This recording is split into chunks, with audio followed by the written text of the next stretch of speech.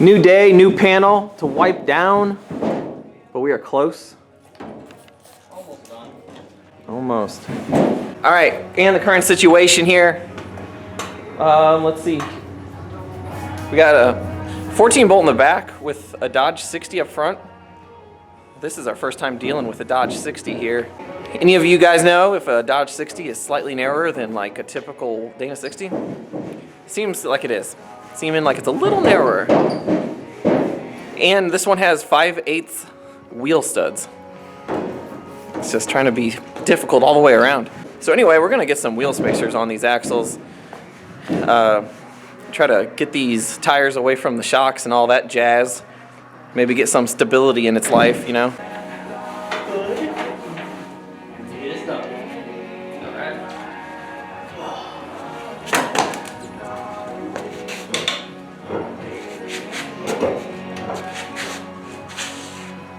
Yeah, that's light. Got a little body here. That one wrist right. I'll just run over this one. But they had to have spacers on there or something. I don't imagine. Obviously, we have a pretty bad leak around here, but every single one of these was hand loose, which I've seen happen quite a bit on these full floater hubs. Even with a little thread locker, I've seen them work loose. So anyway, check those, guys. I don't think maintenance was done very often in this rig.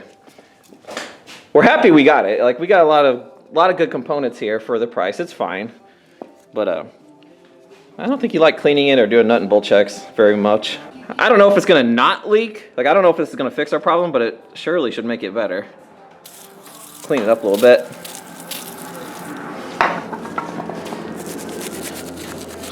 I just can't stand even like trail rigs being like a full-on disaster. They have a crappy life as it is, right? We gotta show them some love.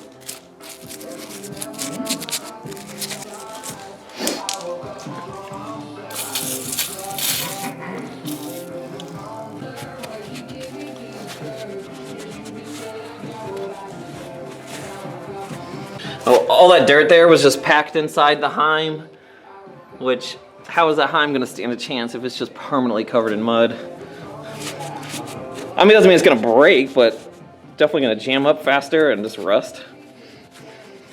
Sure you don't want some lacquer right there? Lacquer? Bore wheel spacer is on. It was extremely tight tolerances on this hub-centric spacer. I flap wheeled the flared end of these bolt heads. I don't think it was fitting on with them protruding above the hub.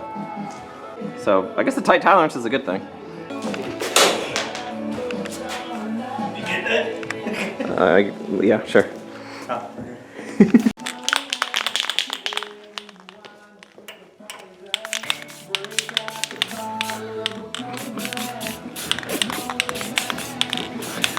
We did some wire brushing with some aggressive exhaling. And now we know the surface is clean.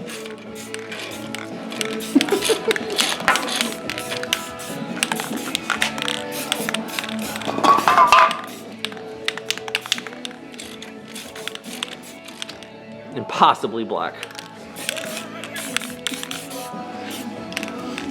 Ooh. All right, passenger side. Here, this one, oh yeah. Maybe we stopped the leak, I don't know. We got some fresh black paint on the wheels. All mounted up.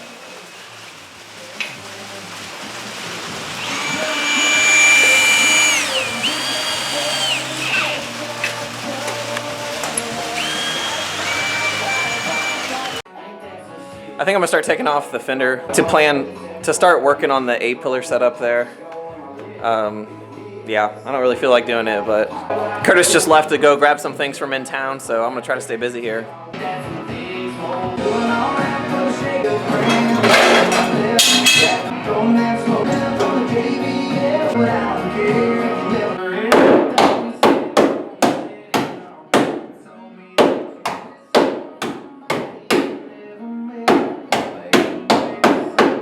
Getting good and gone. is up, guys? It's the same day. I actually just got back from seeing Ann Munsick tonight. Right before I left, I did get this A-pillar finished and ran it into the B-pillar, and Curtis was on fender duty. So I took off the fender and then had Curtis cut to make it fit around the tube. Yeah, let's check it out. I forget if I talked about it yet, but that's the new B-pillar. And then I was able to kind of reuse these. I spliced them back in there. It was a little weird doing the B-pillar because I kind of had to retrofit it for the existing X and the rockers that stick out like further than I would normally do, you know? But it turned out okay. It's definitely tighter to the body than it was. And it's one of those things, it's not my build. Like I didn't build this, you know, from the ground up. I would have hacked the frame off behind the cab and did all tube. But someday this drivetrain is going to be going into a chassis. We're not going to go crazy on the fab work when it comes to the cage. And then Curtis, he was the one that cut the fender out around the tube. So I thought I'd show this shot for reference. We're here at the A-pillar. And it's about almost 5 inches further in than the old setup. Yeah. Do you see something? Uh-oh. It's got a hole in the seat, yeah. It's not a perfect interior here. Should we pull this truck outside? Yeah. All right, I'm gonna hop in. You wanna hold this? Okay. Do you see me? Yeah. All right, let's see here. All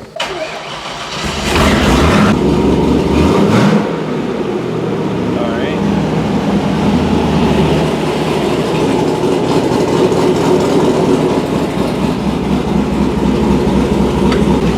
I can see so clearly through this windshield.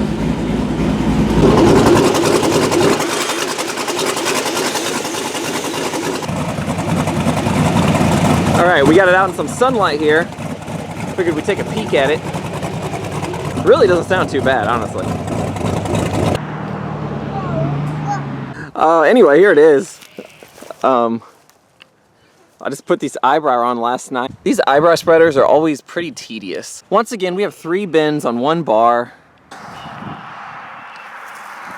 And I'm probably calling it on the tube work. We need Curtis to tackle it. Because if it was like some of the other Truggy builds or Juggy things I've done, we'll have another spreader here, and I'll throw 2 verticals up there. But this is just a good baseline, and if he wants it, Curtis, bend away.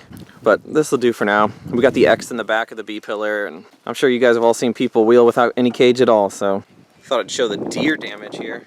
I tried like jumping over the truck right here. My first deer I've ever hit. Curtis is custom fitting his fender on the passenger side over there. How's it going? One more cut. You close? Yeah. Right on. I don't know if you can see these dents. Let's see. The sun's going down. That's that one there. Here. There's like 4 of them. I don't know if it was like its hooves or its jaw. I don't know. Part of the rack. Obviously the headlights busted. Cracked that, which might be hidden.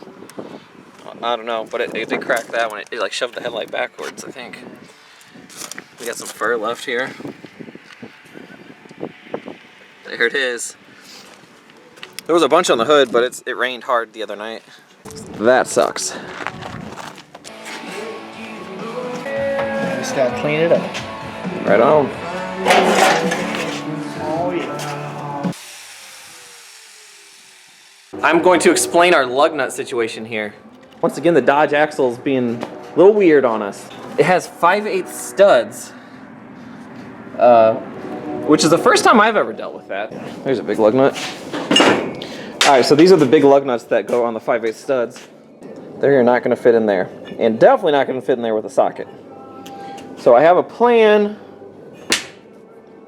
Curtis bought a new set of 9/16 stud lug nuts, and I'm going to retap them for 5/8.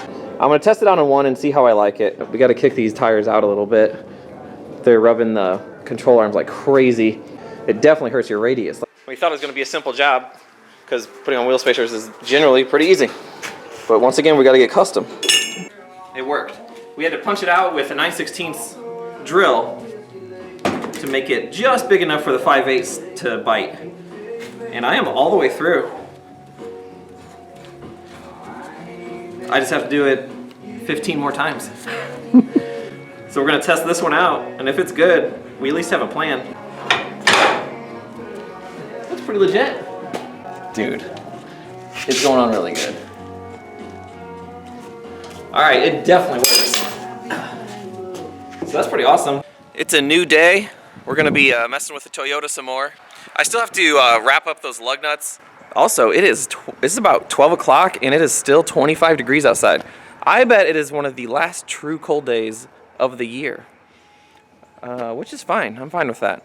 The sun is out, so that's a good thing. I'm gonna get a fire going out here.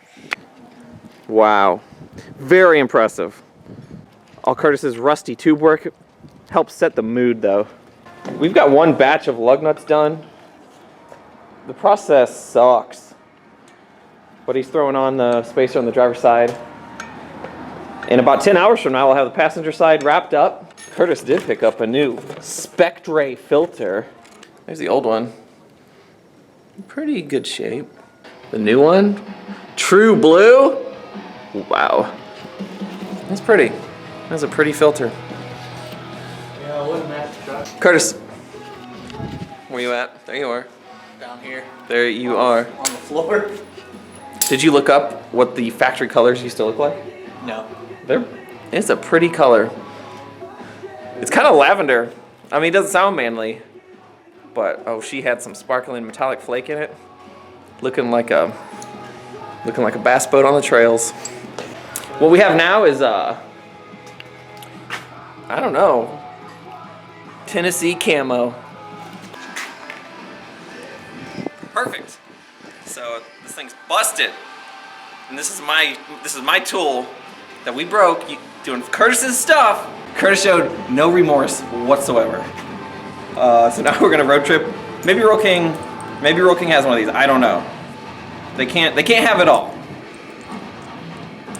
Anyway, it came with a kit of mine, so I'm hoping we can find an individual tool. Otherwise, Curtis will just buy like a $200 kit. All right. Okay. I was working on the first lug nut of the passenger side, and she's busted. So, Roll King road trip. Curtis, do you need anything else from Roll King besides? You guys familiar with these little peanut butter chocolate Buckeyes? Curtis and I recommend them. We each have our own batch, so we're good, but maybe you guys want to check this out. And there goes our bag. It is breezy out here today. I saw you standing by our smoke bowl. Did it feel good? Yeah. I know, it feels really good. Where'd our bag go? Oh my.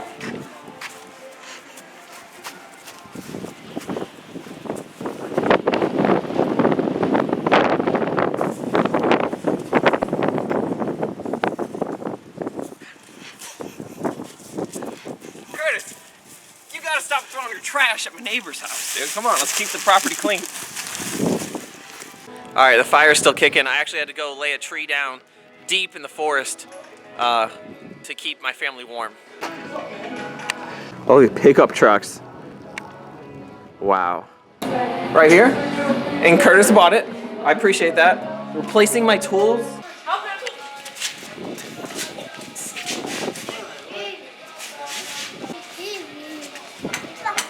Hey, once again, that's a good tool for you to have, for sure.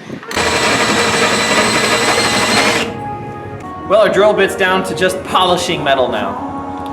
Have to resharpen it some more. This process sucks. Thanks, Dodge.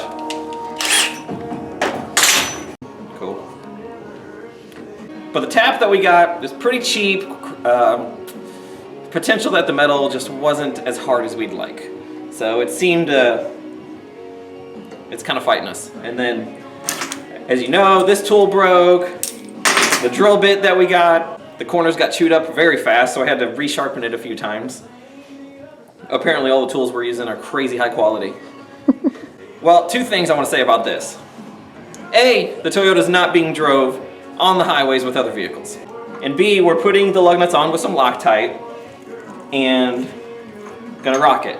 If it ever fails, you never saw this video.